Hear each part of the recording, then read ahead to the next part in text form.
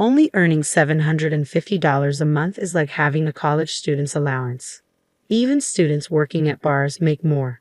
Having a low-income wife is a disgrace. Maybe you should divorce so her son can find a better wife. After all, he's the ultimate triple threat. My mother-in-law keeps making snide comments after seeing a pay stub, but it's not actually mine. My name is Amanda, and I'm a 32-year-old nurse. I've been married to John for 5 years. We met at a college club, started dating, and eventually got married. We first met at a party when he was a medical student and I was a nursing student. John hasn't passed the medical licensing exam after failing twice and taking 3 years off. He is currently working part-time and studying hard for the exam. I'm working as a full-time nurse, so I'm the primary breadwinner. John isn't the type to brag about making money in cosmetic surgery or post pictures of a $468,000 Rolls-Royce on social media. He's serious and dedicated, reading accounts of people who've lost family members to illness, checking the number of people affected by infectious diseases daily, and studying literature on Japan's healthcare system. I respect him, even though he isn't a doctor yet. He genuinely wants to become a doctor to save his patients, so I didn't abandon him despite his lack of income as he entered his 30s. He kept the fact that he wasn't a doctor yet a secret from his parents. "Sorry, my mom is too nosy," John said. "It's fine. I support you so you don't have to worry about your parents. Live your life the way you want. This is short term," I reassured him. That's why it remained a secret. The reason it wasn't discovered was that he worked at night as a security guard at the hospital where I worked, so he was technically employed there. He had knowledge and could obtain information from my stories on the job. No one suspected he wasn't a doctor yet because he could talk like one. So to his seldom seen in-laws, I said, yes, patients really like him.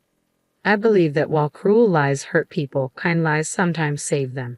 Telling a patient, "You have 3 months left and there's no chance of recovery," creates a countdown that's often worse than saying, "You look good today, and you ate a lot." That's how people are. On the other hand, my mother-in-law, who is the complete opposite of my serious and honest husband, has a very harsh personality. She's the typical overbearing mother-in-law. She looks down on me for being a mere nurse married to her son, the doctor. "There must have been so many better options," she often says, like a beautiful dermatologist. I always apologize and bow my head when she talks like that. I wholeheartedly support my husband in his pursuit of becoming a doctor, but at this point, he's just a high school graduate with extensive medical knowledge working part-time. He's not even a medical intern yet. But my husband is genuinely grateful to me, always saying, "Thank you for everything." So I silently support him. In fact, I'm also very busy with work. Our combined income is barely enough to make ends meet, but it couldn't be helped.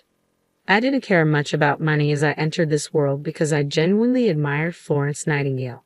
Currently, I'm a nurse in internal medicine, the most demanding field in terms of workload. The thought of wanting money hasn't even crossed my mind. As long as we can live, eat, and stay healthy, that's enough. Isn't that ultimately what life's about?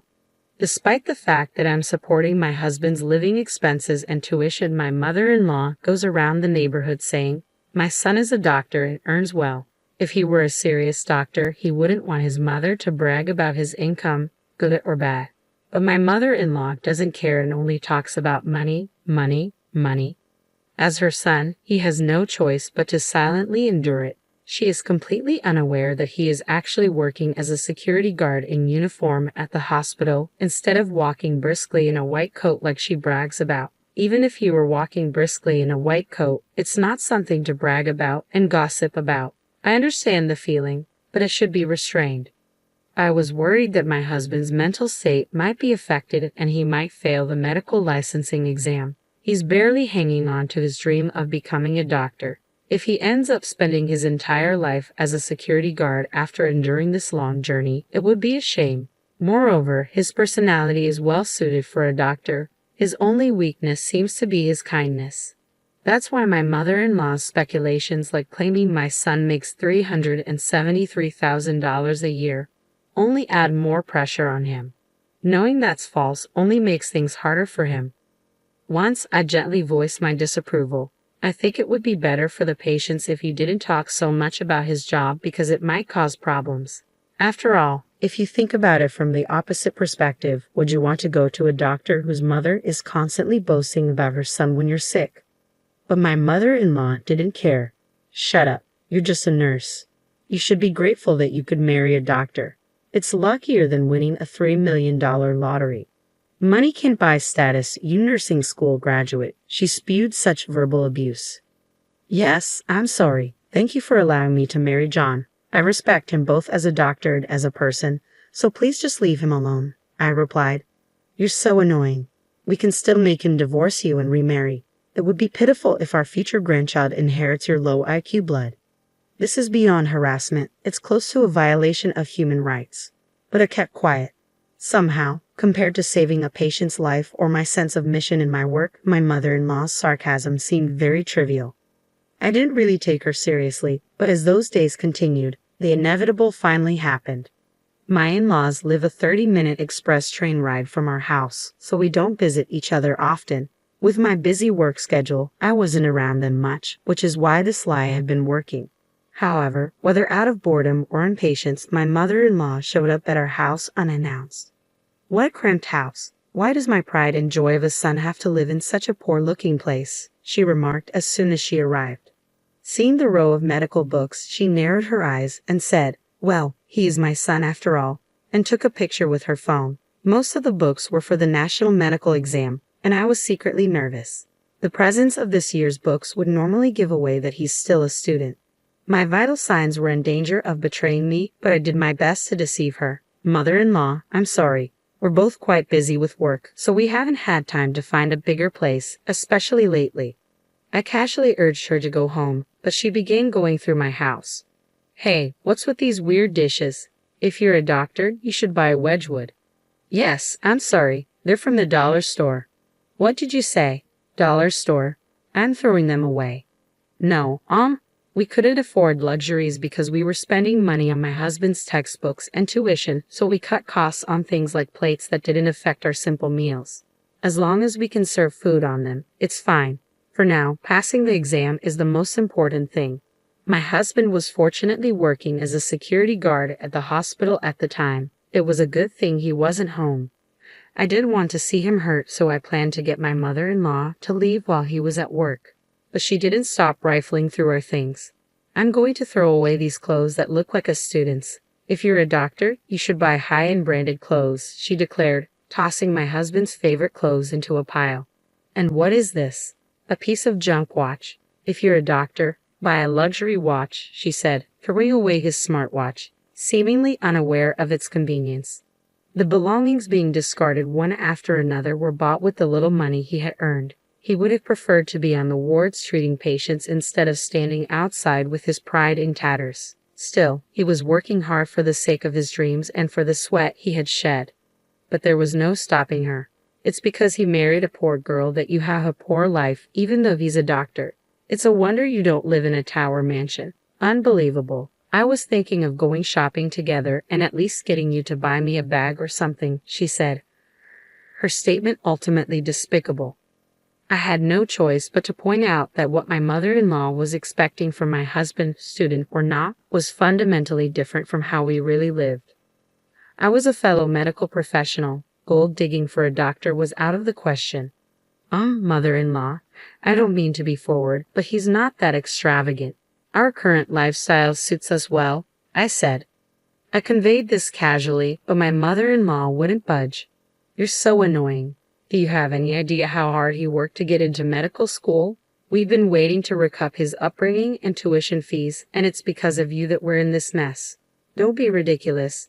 My mother-in-law, increasingly heated, didn't stop searching my house. She rummaged through not just the kitchen but also every closet, discarding anything cheap. Then, unbelievably, she began to open the clear cases where we kept our utility bills, mail, and other paperwork. That's when she found the pay stubs. They were marked with $750 and $2.25. Despite my husband's name being clearly written on them, she either didn't notice or couldn't read the writing. She screamed, $750? What do you mean, $750? You nurse. That's not my son's daily wage. Even anesthesiologists make $750 a day. And you're the wife of an internist making only $7.50. Are you slacking off at work or what? She began to go insane. That's why you're living in such poverty. You're a money sucker, huh? Barely working as a nurse and deceiving the doctor. You're just a part-time nurse because it sounds good. $750 is nothing, so quit already. That money was earned by him during the younger doctors passing him by, working in the gaps between his study hours for a very low daily wage. It was by no means the same with or without it. I thought it was a very pure number. But my mother-in-law's madness wouldn't stop, and finally, the worst happened. You're a poor, luck-bringing wife. Divorce quickly, she demanded. At that moment, everything came to a head. I heard the front door slam shut. My husband had returned home from his part-time job. His face froze when he saw his clothes and watched cruelly stuffed into a trash bag. He began to silently and carefully pick them up, one by one. My mother-in-law spoke up. John, I don't mean to be harsh, but please divorce this wife of yours. Why did you, with your high education, high income, and tall height of nearly 6 feet, choose such a pathetic woman? I'm so sad. She only earned $750. But my husband remained silent, his lips tightly pursed, making it impossible to tell what he was thinking. My mother-in-law laughed and added, I'll bring the divorce papers for you. Leave this dusty room and this disinfected-smelling woman behind and remarry a better woman. You're a doctor. Remarrying is a given. Then my husband slowly stood up and finally said, Mom, I've been keeping quiet about this, but I'm not a doctor yet. Huh? She responded, stunned. I'm sorry for hiding it, but I haven't passed the national exam yet. And about that $750. For some reason, my mother-in-law was so surprised that she turned to me for help. I don't understand what he's saying. This $750 payslip is yours, right? I decided there was no use hiding it anymore. No, it's not mine, I replied. My husband chimed in, that's my salary from my part-time job. That can't be. You're lying, right? She stammered. I'm not lying. It's true, he said firmly. I'm not a doctor yet. I failed the national exam twice, my husband confessed. My mother-in-law, shocked to find out her son was not a doctor yet, suddenly started acting strangely. As she rummaged through her house, she slipped on some scattered newspapers and fell to the floor, crying out for help. She managed to avoid hitting her head but broke her right arm with a loud snap.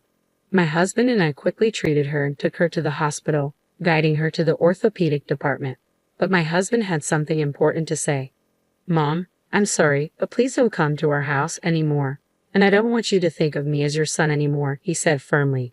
Trembling from shock, my mother-in-law listened as he continued. I knew you were bragging about me, but I put up with it. I felt guilty for lying, but when you insulted the money I worked so hard to earn, that was too much.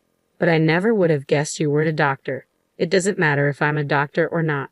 Do you think I'm studying just to say I earn $750 a day? I'm an adult, and it seems like we can't reconcile our differences in value, so let's cut ties. It seemed that my husband had truly decided to sever his ties with his mother. My mother-in-law, who had found her only purpose in life boasting about her son, seemed completely disheartened. Nowadays, she stays cooped up in her house, apparently too embarrassed to face her neighbors. That same year, my husband successfully passed the medical licensing exam. Though he was a bit older, he started working as a newly minted resident physician and shone brightly, never forgetting to show kindness such as offering tea to the security guards. Our days became very peaceful and happy.